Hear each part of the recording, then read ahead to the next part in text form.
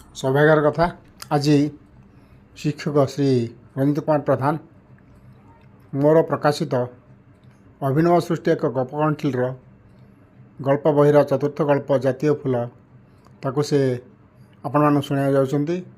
मु कैलाश चंद्र बेहेरा आपण मानकु स्वागत करछि। तांकर गल्पटी शुणिबे एवं मतामत देबे। श्री रंजित कुमार प्रधान। प्रिय दर्शक और श्रोता बंधुगण समस्त मोर नमस्कार।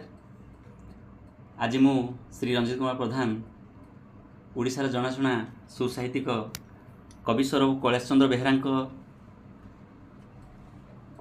प्रकाशित गल्प अभिनव सृष्टि एक गपगंठिल गल्परू चतुर्थ गल्प जातीय फूल आपण मानक शुणाइक जाउछि, जहाको आपण माने शुणिया पाइबे रेडियो महक 89.6 FM माध्यम।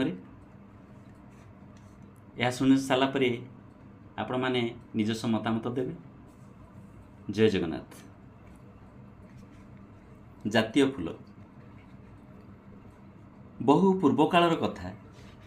सेतेबेले ए पृथ्वी रे मनुष्य माने जन्मग्रहण करिनथिले, केवल गछलता और अन्यान्य प्राणी रही। एबे सिना मनुष्य फूल को विभिन्न काम लगाउछि, किंतु सेतेबेले मनुष्य जन्म होई नथिबारु गछ मानकरे फूल पूरी रहितला। बेलको बेल फूल संख्या बढ़िबारु फूल मानकर रहिबा पई जागा अभाव हैला। फूल गछ गुड़िक फूलर भार सही न पारी भांगी गले। गछ माने फूल गुड़िकु अन्यत्र जाई रहिबा पई कहिले। बिचारा फूल माने कौन करिवे स्थिर करि पारले नहीं। दिने फूल माने डकाडकी होई गोटे स्थान रे एकाठी होई गोटे सभार आयोजन कले। सभा कार्य परिचालना पई सभापति रूपे पद्मफूल को निर्वाचन करागला। फूल मानक भितरु प्रत्येक निज निजर मत प्रकाश कले। केतेक कहिले आमे समस्ते गछरे रहिछंती, गछ को छाड़ी आउ केमिति कुआडे जाई परिबा, तेणु गछ माने अन्य स्थान को जातु। फल से मानक सहित आमे मध्य चली जिबा। स्थान अभाव समस्या समाधान होई जिवो। आउ केतेक कहिले वर्ष वर्ष धरी गछ माने जे जहार जगह बाछि रहिछंती से माने अन्यत्र गले होइतो बंची न पारंती।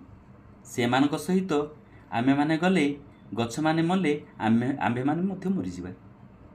तेणु अन्यत्र न जाई आउ किछि उपाय स्थिर करा जाऊ। शेष रे पद्मफूल कहिला, आमे समस्ते गछरु सृष्टि। गछ माने हेउछंती आमर जन्मदाता। गछ माने कौन आमे जहा कहिबा ताहा मानिबे? केबे नुहे। तेणु से मानकु किछि न कहि आमे आमर उपाय स्थिर करिबा।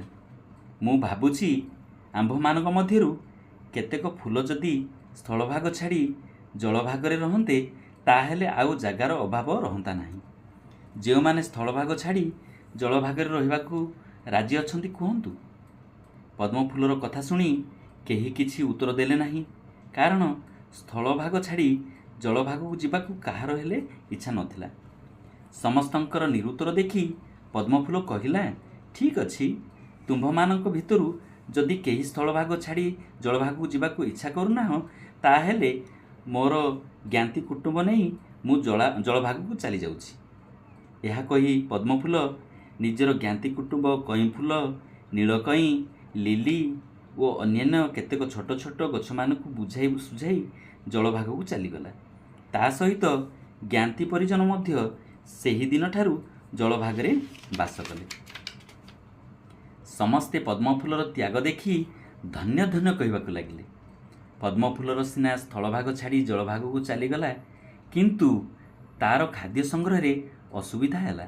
से किछि दिन भोक उपास रही ए विषय भगवान को जणेला। भगवान सब कथा शुणी मने मने पद्मफूल को प्रशंसा कले वो कहिले, आजि ठारू तुम जातिर फूल मानकर गोटे गोटे लंबा कांड रहिबो। जेते पानी थिले भी कांड तळकू जाई माटी भेद करी खाद्य संग्रह करिवो। तुंभ मानकर आउ कौनसी असुविधा हेबो नाही। एपरिकी झड़ वर्षारे स्थलभागर गछर फूल झड़ी पड़े ବି ତୁମ୍ଭମାନେ ମୁଣ୍ଡ ଟେକି ରହିଥିବ। ପଦ୍ମଫୁଲ କୃତଜ୍ଞ ହୋଇ କହିଲା, ପ୍ରଭୁ, ମୋତେ ଠାକୁରଙ୍କ ନିକଟରେ ପୂଜା ପାଇବାର ସୁଯୋଗ ଦିଅନ୍ତୁ। ଭଗବାନ ପଦ୍ମଫୁଲର ଭକ୍ତିଭାବ ଦେଖି ତାକୁ ସୁଗନ୍ଧ ଓ ସୌନ୍ଦର୍ଯ୍ୟ ପ୍ରଦାନ କରି କହିଲେ, ଠିକ୍ ଅଛି, ମନୁଷ୍ୟମାନେ ଜନ୍ମ ହେବା ପରେ ତୁମ୍ଭମାନଙ୍କୁ ଗଭୀର ଜଳରୁ ସଂଗ୍ରହ କରି ଆଣି ଯତ୍ନରେ ରଖିବେ ଓ ଠାକୁରମାନଙ୍କୁ ପୂଜା ସାମଗ୍ରୀ ରୂପେ ଅର୍ପଣ କରିବେ। ସତକୁ ସତ ମନୁଷ୍ୟମାନେ ଜନ୍ମ ଲାଭ କରିବା ପରେ ପଦ୍ମଫୁଲର ସୌନ୍ଦର୍ଯ୍ୟ ଓ ସୁଗନ୍ଧରେ ମୁଗ୍ଧ ହୋଇ ସେମାନଙ୍କୁ ଗଭୀର ଜଳରୁ ଯତ୍ନରେ ବାହାର କରି ଆଣି ଠାକୁରଙ୍କ ନିକଟରେ ପୂଜା କଲେ। ବିଷ୍ଣୁ ଗୋଟିଏ ହାତରେ ପଦ୍ମଫୁଲକୁ ଧାରଣ କଲେ। ପଦ୍ମଫୁଲର ମହନୀୟତା ଖୁବ୍ ବଢ଼ିଗଲା। ପଦ୍ମଫୁଲର ଏ ସମସ୍ତ ସଦ୍ଗୁଣ ଯୋଗୁଁ ଆମ ଦେଶରେ ତାକୁ ଜାତୀୟ ଫୁଲର ମାନ୍ୟତା ଦିଆଯାଇଛି। ତେଣୁ ସ୍ୱାର୍ଥ ତ୍ୟାଗ ଓ ପରୋପକାର କେବେ ହେଲେ ବ୍ୟର୍ଥ ହୁଏ ନାହିଁ। ନୀତିବାଣୀ ହେଉଛି ସ୍ୱାର୍ଥ ତ୍ୟାଗ ଓ ପରୋପକାର କଲେ କେବେ ହେଲେ ବ୍ୟର୍ଥ ଯାଏ ନାହିଁ। ଅର୍ଥାତ୍ ନିଜର ସ୍ୱାର୍ଥକୁ ଛାଡ଼ି ଯେ ପରର ହିତ ପାଇଁ କିଛି କାର୍ଯ୍ୟ କରେ ତାର ପୁଣ୍ୟ ଫଳ ନିଶ୍ଚୟ ମିଳିବ। ତାହା ଅକାରଣରେ ବ୍ୟର୍ଥ ଯିବ ନାହିଁ। ଜୟ ଜଗନ୍ନାଥ।